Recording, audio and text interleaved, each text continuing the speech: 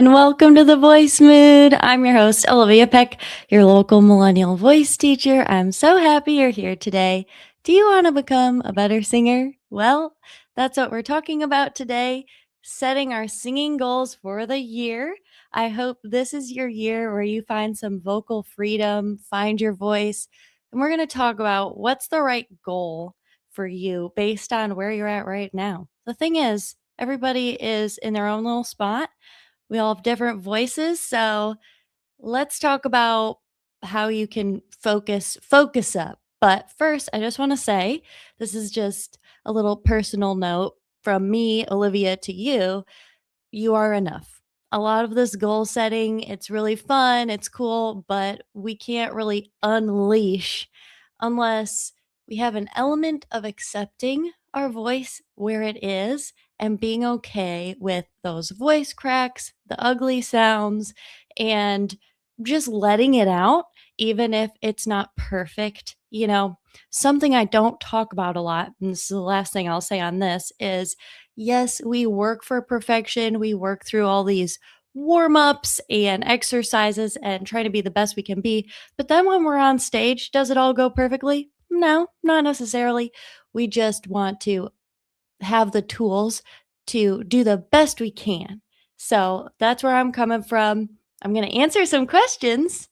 So let's get started. Let me know if you have any questions about singing in the chat, and I will do my best to answer them as a voice teacher. And I'm also going to be talking about singing goals. So let's get started. Okay. So we actually had a great question right before this. So I'm going to do that one first. This is from Kevin. He says, Happy New Year. Hi. Just wondering on wide sounding vowel like a in the word pay to be sung in head voice, soft palate lifted, but without contorting the face or opting for nasal sound. What do you do? So what I got from this question is he wants to sing the word pay, but without that nasally sound, and he wants to sing it in a head voice, so more like pay. If you notice when I said it in a head voice, pay, it's more of a vowel modification.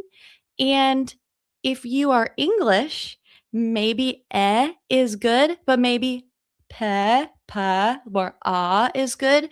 It depends a little bit on your accent and where that nasal baseline is for you. Oh, okay. Happy New Year. All right. Don't know why that happened.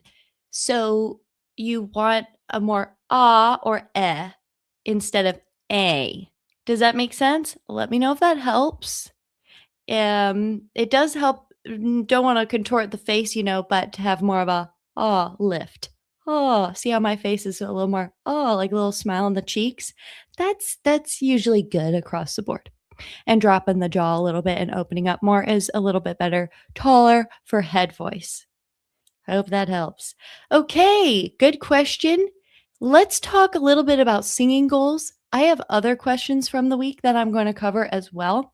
And let's talk about these singing goals. So, today is a really special day because we're going to go live. If you do want to go deeper, you want to be more face to face, I do have a group lesson today that's through Google Meet. And you can just sign up. There's a link in the description. Without further ado, okay. So there's, as I said, a different baseline we're all at when we are starting to sing or enter wherever we are in our singing journey. I would say the first thing to ask yourself when you're coming up with singing goals is one, do you have a pretty good ear? Can you um, detect when you're sharp or flat or things aren't sounding right?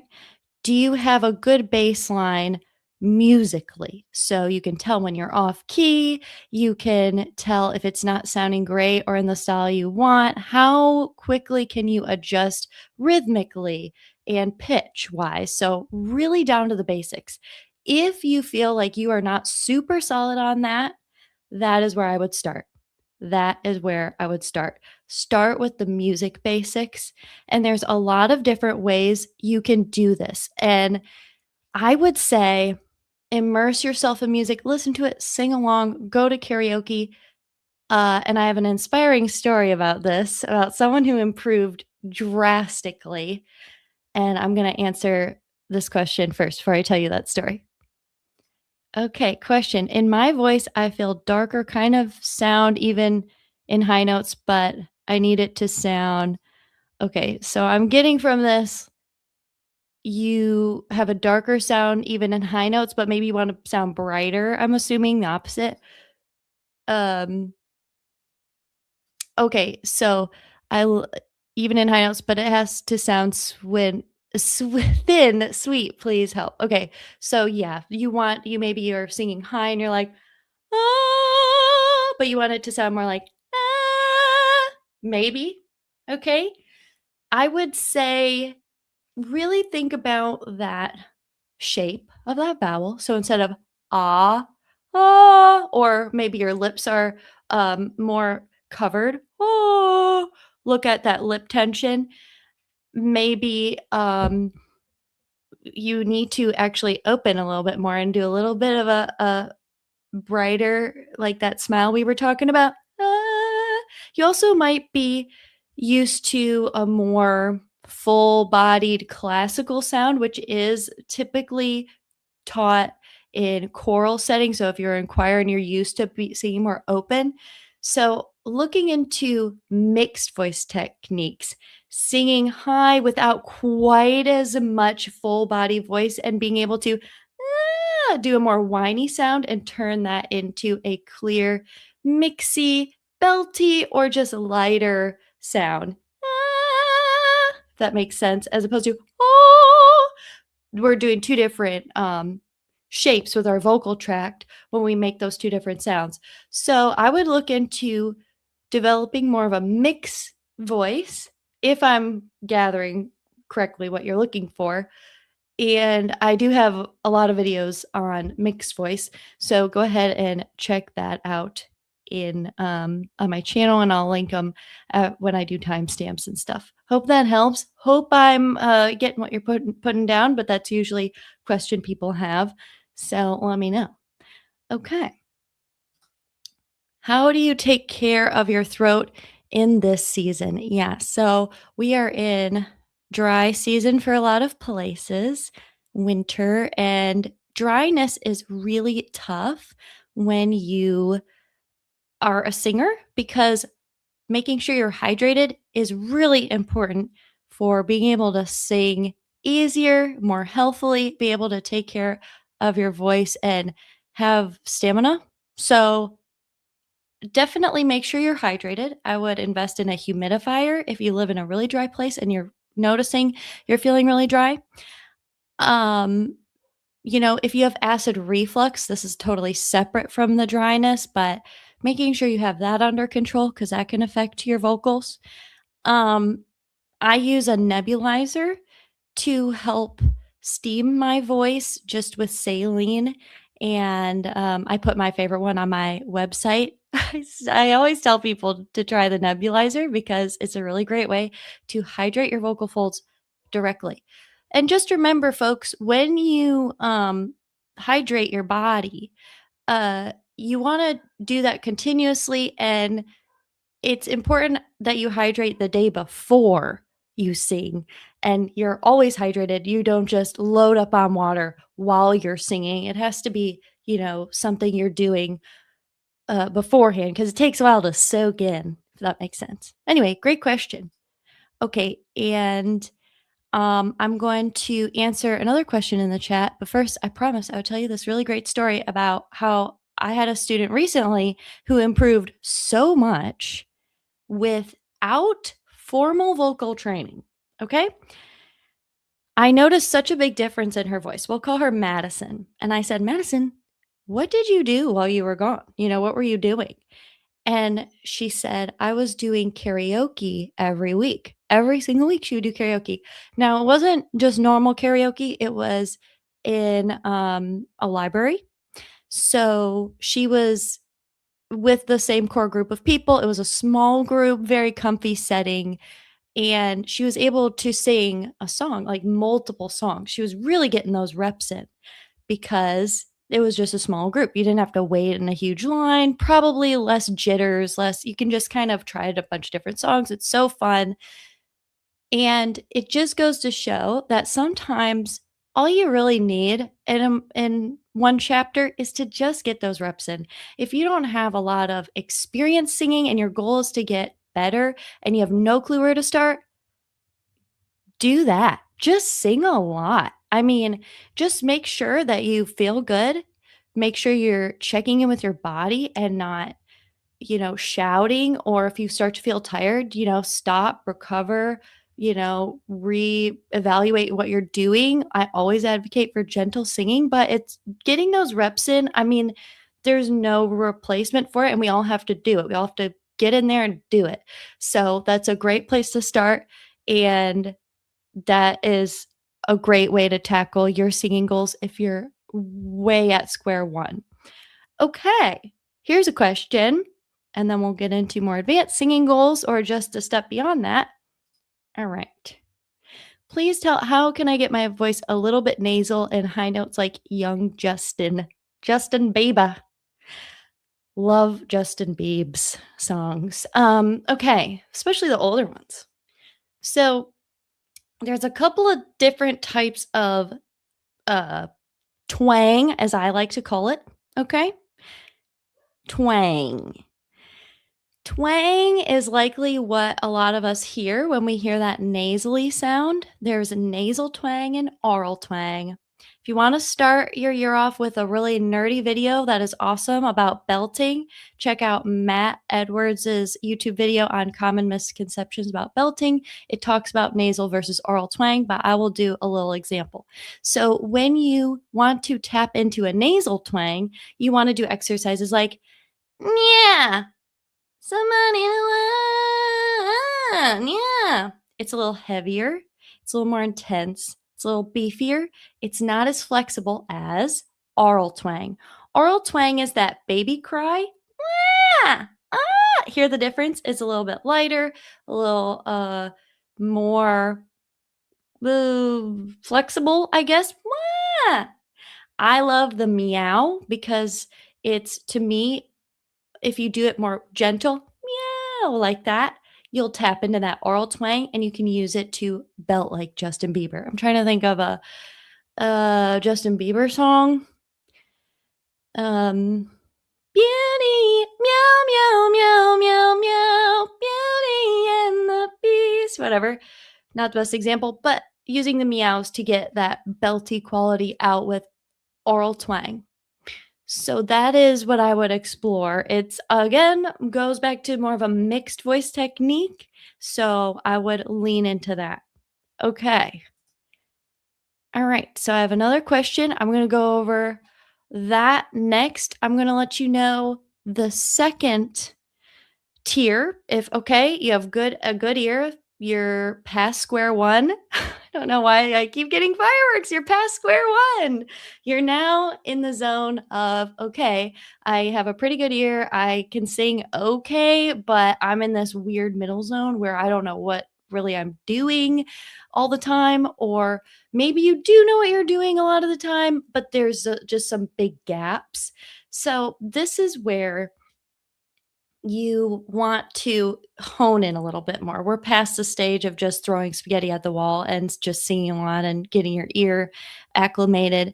Now we're going to look at understanding your range. Okay, that's what we do in voice lessons. What's your range? What weight is your voice? Is it heavy? Is it light? Is it something in the middle? You want to know these things most of the time, do you know how to make different sounds? Can you do a meow or a oh? Can you make different sounds on command? Can you apply that to your singing voice? That's the kind of stuff that you start to unlock so that when you're singing, you can adjust. You can go, oh, that was a little tight. I need to modify my vowels. So, learning about vowels, learning what warm ups work for you.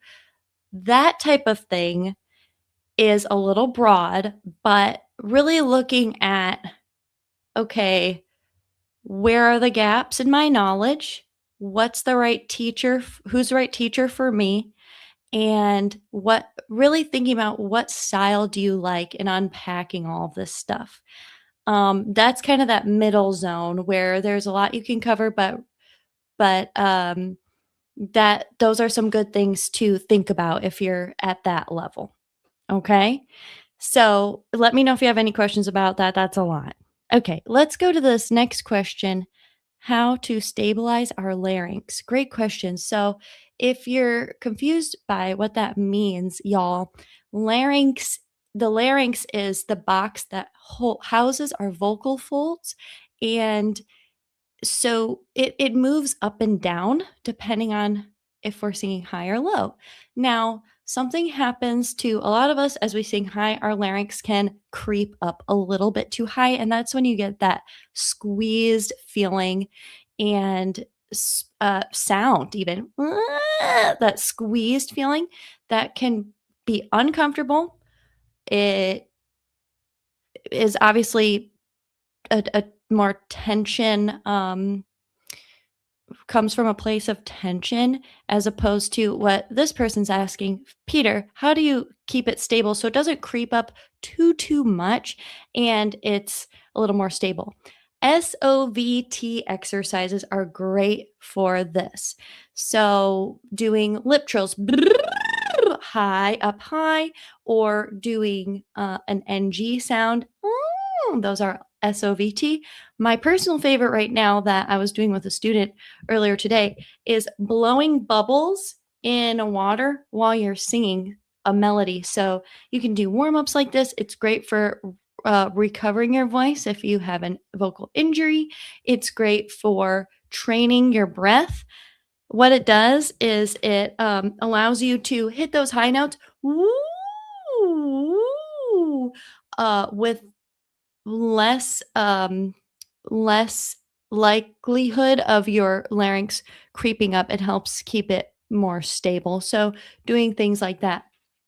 I like the meow as well because it allows you to get that meow up there really high without feeling this squeeze sensation. If you're feeling a squeeze sensation, that's probably, what you're talking about. You want to look for how you can gently get up there throughout your range, through your breaks without grabbing the notes with your throat. And so doing things like meow, wah, and doing the bubble blowing into a water bottle is really great.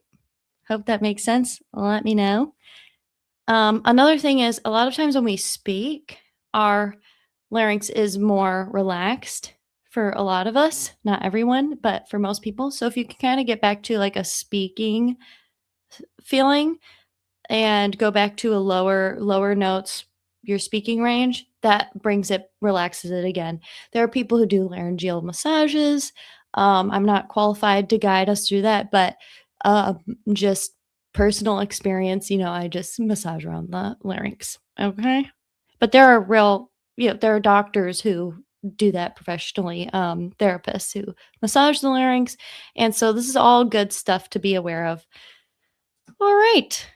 So, can we make our voice more youthful and boyish? I would say I'm not sure where your baseline is, so it depends on what you define as youthful.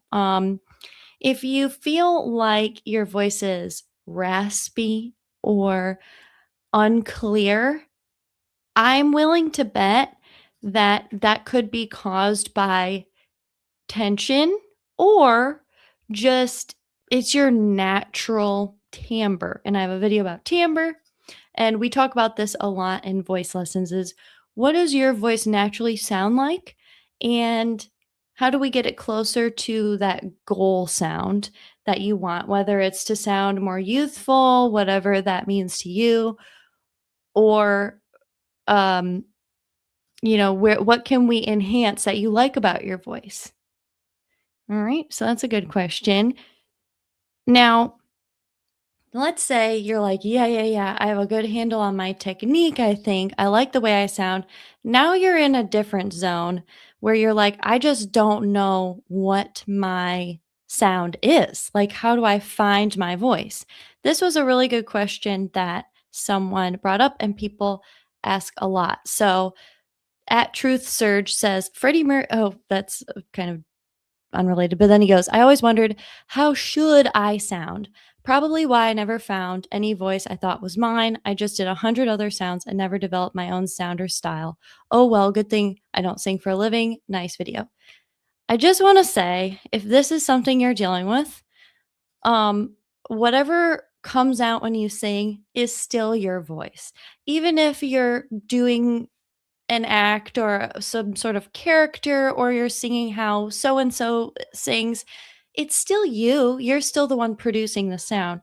But I find there, for a lot of people, is a disconnect between how they sound, what they like about their voice, and they're not sure if they're singing in their voice with their intention and everything. And that kind of comes down to a couple of key things.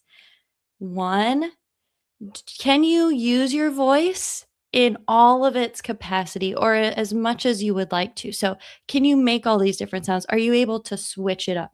Okay. Because you do want to have some knowledge of how to do that, of switching it up, being able to, for instance, I use chest voice, mixed voice, head voice as examples because it's a great way to categorize sound. So, can you sing with the richness of your chest voice? Can you sing with the clarity of your mixed voice? Or can you sing with your head voice? All different sounds, different preferences, and used at different times in a song. So if you have choice in the way you sound, that is helpful. If you can get a good foundation and technique, that is helpful. And that's why individualized approach is great. So that's why one-on-one lessons is much more direct than watching videos even. But you if you can still learn all of those tools on your own. And then part 2 is expression. Once you know how to use your voice, um, or have the tools you want to use, then you can think about, what does this song mean to me? What are the lyrics? How can I adjust the melody? How can I find the key that makes my voice shine the most? That's the next step, is finding the eunice in it with all your tools. And that's something I talk about with my students, especially singer songwriters and those who do covers, who wanna make it their own and not just sound like the artist, that type of thing, and it's really, really fun when you're at that stage, and so if you're there, let me know how that journey is going for you. I would love to know because it's really fun. Okay.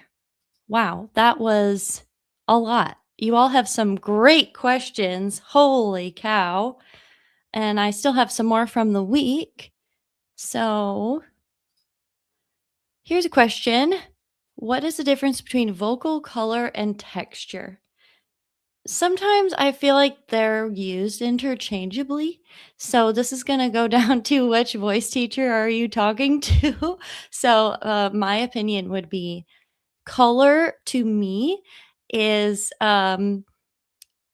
typically when I say dark or light, I'm talking about dark, uh, taller vowels, more covered sounding. Oh. And when I'm saying light, it's usually lighter, brighter, and uh, more open.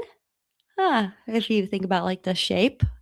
And if you're talking about texture, that to me is more baked into the timbre conversation, but so is color. So texture to me, automatically, I just think like smoky, like more raspy sound, or clear, eh, or trying to think of another texture. Can't think of another one. Those are the two I would think of.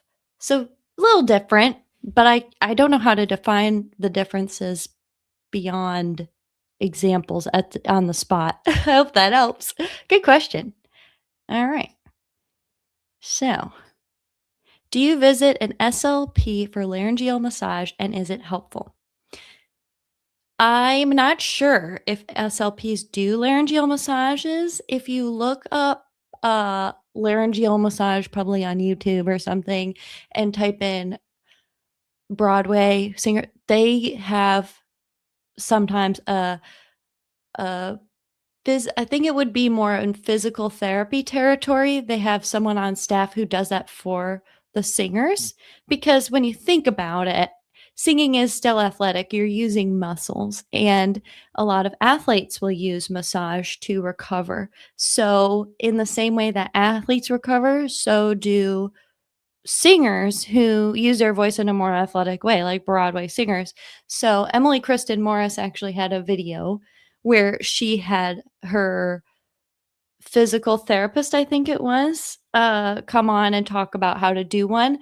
You can do one on yourself, a basic, but the reason why I say I'm not qualified is because there are professionals who do this for a living where they massage, but you can massage yourself and it is helpful to do it. I enjoy it and use it when I feel like I'm getting a little tight. They are muscles, and they do benefit from massage. Anyway, hope that was helpful. Great question. So let's go on to another question from this week. Okay. So here was one about mixing. She said, "Thank you so much." Oh my gosh, I can't read it. "Thank you so much. This is so helpful. I'm a teenager actress who currently is in Little Mermaid. I got Ariel. Yay. And I struggle with mixing and projecting my head voice, but have extremely powerful chest voice. So this was extremely helpful." So that, y'all, is from my mixed voice video. And I have a lot of students who I work with one on one on mixed voice because it can be a tough one to crack. Mixed voice is a tough one to crack. A lot of people struggle with it, I think, because it's really counterintuitive to ease up on the gas as we get higher in our register, but to create a clear mixy sound, that is often the big thing that we have to work on is, you know, finding that coordination through our break without busting through it, cracking, shouting, that type of thing. So I go over that in that video, which I will link after this. All great questions from the week. If you have any questions about singing, let me know in the chat ski.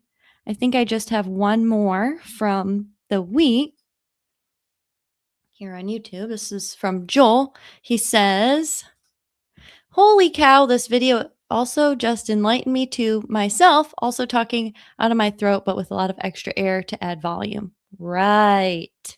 A lot of people overbreathe. Okay, he says, "Speaking out of creak position immediately changed the way I sounded." So, something I talk about a lot is the creak exercise. So, if you're still unclear about mixed voice and that finding that clear belty sound, that youthful sound, doing a creaky door sound can help you find that placement. So if you can make this sound, then you will likely be able to find that mixy voice. Okay. It helps bring your vocal folds together. Um, but it does it in a way that kind of what we were talking about earlier doesn't bring the larynx up in a choky way. It helps to keep it relaxed. So, can you make that sound? Let me know in the comments if you can make the creak sound, okay? It's great for vocal rehab because it doesn't cause tightness usually. Um, it's great for finding your mixed voice, your belt. I'm on the deep end.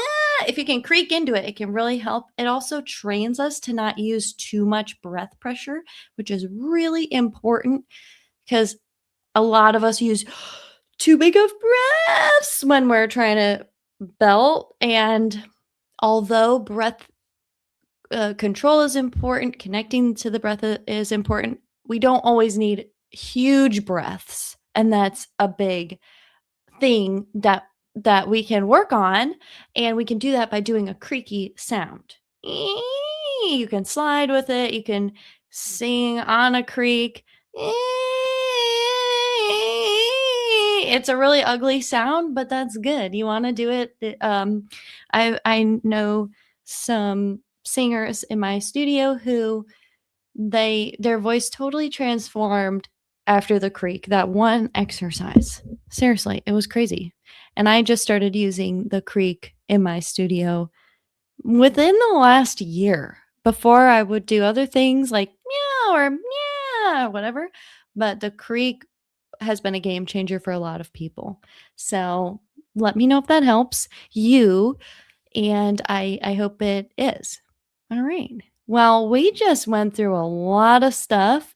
Again, if you want to join the group class later, we can go more in depth. I go through the basics of chest, mix, and head voice, vocal warm ups, and the full breakdown of why we do all these warm ups in the group class, where you can actually ask questions and I can hear your voice.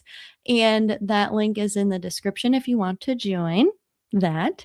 That'll be very fun. That'll be at 6 p.m. Central Standard Time. If you want to set up a voice lesson, that is like obviously such a great way to get better at singing. I can listen to your range, your vocal weight. We can talk about your goals. We can talk about really any of those burning questions that you might have about your voice and get you out of that rut you might feel you're stuck in. Okay. I hope this was helpful for you. Give this video a like, I guess, so that YouTube knows that it was good for you and helps the channel. But most importantly, I hope you got something out of it. If you have any other questions, let me know in the chat ski and I will answer them. And if not, I will head out. This was such a great one. It was a great first live of the year. I wonder if it'll do fireworks again. Ooh, I don't know why it only does it sometimes. It's weird. Okay, y'all. I think that's my cue. I will see you next week. Subscribe and hit the notification bell if you want to know when I go live next, and I'll answer your questions. If you're watching this later, leave a question in the comments and I'll answer them next time I go live, which will be probably next Wednesday. All right. Bye, y'all.